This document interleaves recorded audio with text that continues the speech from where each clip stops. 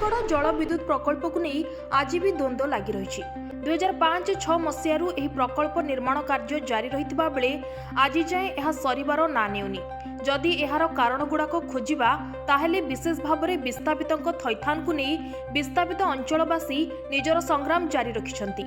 ଏହି ପ୍ରକଳ୍ପଟି ହେଲେ ଗଜପତି ଏବଂ ଗଞ୍ଜାମ ଜିଲ୍ଲାର ପ୍ରାୟ 6000 ରୁ ଅଧିକ ଚାଷ ଜମି ଜଳସେଚିତ ହେବାକୁ ଥିବା ବେଳେ ଗଜପତି ଜିଲ୍ଲାର 500 ଏବଂ ଗଞ୍ଜାମ ଜିଲ୍ଲାର 5760 ହେକ୍ଟର ଜମିକୁ ଜଳ ଯୋଗାଣ ହୋଇପାରିବା ନେଇ ସୂଚନା ରହିଛି।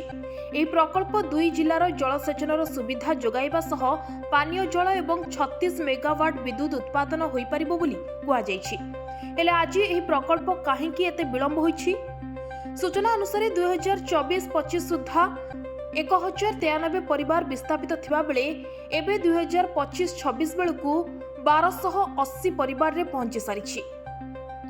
ए विस्थापित परिवार लोके निजर दाबी नै जिला प्रशासन ठारू आरंभ करी मुख्यमंत्री पाखकू जाई गुहारी करथिले भी आज जाय से भली किछि सुफल मिलि नथिबा स्थानीय अंचलवासी कहिसंती। केवल प्रतिश्रुति छड़ा आउ किछि मिलि नाही।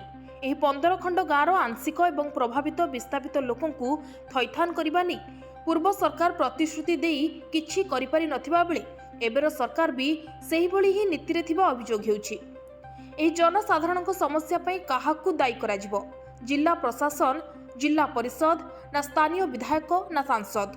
କାରଣ ଯେତେବେଳେ ଯାଏ ଏମାନେ ନିଜ ସ୍ଥାନୀୟ ଲୋକଙ୍କ ସମସ୍ୟାକୁ ସମାଧାନ କରିପାରୁନାହାନ୍ତି, ଏମାନଙ୍କୁ କ'ଣ କୁହାଯିବ ଆପଣ ବିଚାର କରନ୍ତୁ।